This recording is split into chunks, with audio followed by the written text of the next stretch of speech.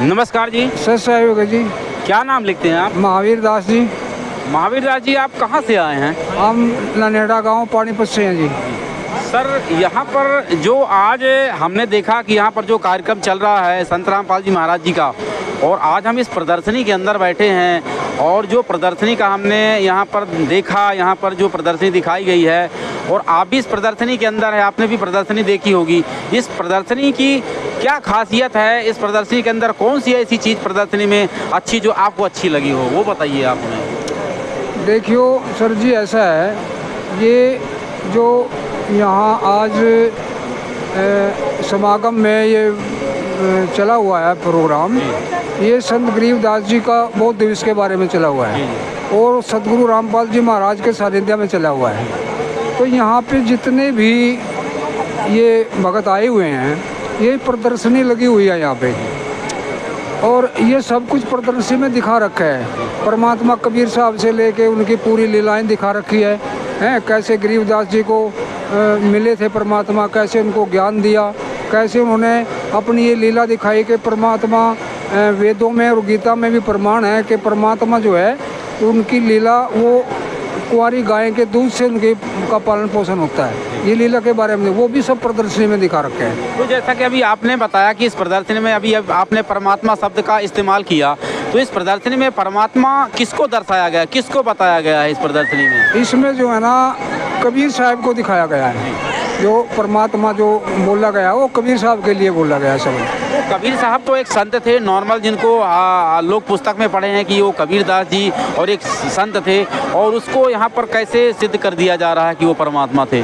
देखिए भगत जी, ऐसा है कि परमात्मा हमने नाम सुनते आ रहे थे, हमें कोई पता नहीं था कि परमात्मा की डेफिनेशन क्या है, परमात्मा होता कौन है, हमें कोई पता नहीं था। लेकिन यहाँ इस मिशन में परमात्मा के आगे, संत रामपाल जी की शरण में आगे हमने पता लगा है कि परमात्मा की परिभाषा क्या होती है जी। परमात्मा की सबसे पहले तो हम ये लगा लो कि परमात्मा उसको कहते हैं जो कभी माता के गर्भ में नहीं आते, जो, और नंबर 2 जो सामर्थ होता है। सामर्थ शब्द एक ऐसा है कि उसमें सभी पावर आ जाती है। जैसे सामर्थ्य वो होता है जिसको किसी की परमिशन लेने की ज़रूरत नहीं होती है, वो किसी के अधीन नहीं होता, वो फुलफिल होता है अपने उसमें, उसको सामर्थ्य कहते हैं। तो परमात्मा, अब हम ये, अच्छा दूसरी बात ये कि वो अपने शिष्यों का जो उनकी भक्ति करते हैं, उनका जन्म अगर आगे नहीं है, जीवन नहीं है, तो जीवन को भी बढ़ा देते हैं, है जी। तो ये कुछ ऐसी खासियत है जो परमात्मा में होती है, जो किसी और दूसरे अवतार में या किसी और उसमें नहीं हो सकती। तो इससे सिद्ध होता है कि परमात्मा कबीर साहब है, और कबीर साहब ही वो परमात्मा जिसमें एक खासियत है। सर, एक चीज़ और बताइए, जैसे अभी आपने कहा, ये आपने कबीर साहब के बारे में बताया कि डेफिनेशन बताई आपने परमात्मा की कि जो है परमात्मा में ये चीज़, ये गुण होते हैं, लेकिन जो हमारा जो हिंदू धर्म है, और हिंदू धर्म में जो लोग हैं, जो उनकी मान्यताएं हैं, वो ब्रह्मा विष्णु महेश को ही पूर्ण परमात्मा मानते हैं, उन्हीं की भक्ति करते हैं। तो उसमें और इसमें कितना बड़ा फ़र्क है? जो आप बता रहे हैं कि आप कबीर साहब को परमात्मा बता रहे हैं, और वहाँ वो लोग ब्रह्मा विष्णु महेश को ही पूर्ण परमात्मा मानते हैं। तो इसमें लोग कैसे डिस्कशन करें, कैसे डिस्कशन कर पाएँ कि वास्तव में कबीर साहब ही परमात्मा या ब्रह्मा विष्णु महेश? और देखो भगत जी, ऐसा है कि जब तक हमें किसी बात का ज्ञान नहीं होता, तब तक हम पूरे निष्कर्ष पर पहुंच नहीं सकते। अभी जैसे कोई बच्चा है छोटा, उसको ज्ञान नहीं है, वो लाइट के तार को भी पकड़ लेगा, बिजली के तार को पकड़ लेगा, सांप को पकड़ लेगा, क्योंकि उसको ज्ञान नहीं है कि ये कितना खतरनाक है। इसीलिए जब तक हमने पूर्ण परमात्मा के बारे में ज्ञान नहीं होगा, तो हम उसके बारे में जान नहीं सकते।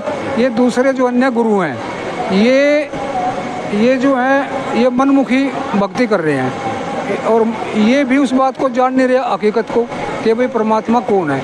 क्योंकि जब हम सत भक्ति में आएंगे, और परमात्मा सतगुरु रामपाल जी महाराज जो है वो वेदों, गीता और पुराणों के हिसाब से भक्ति बता रहे हैं, क्योंकि ये भक्ति का सिलेबस है।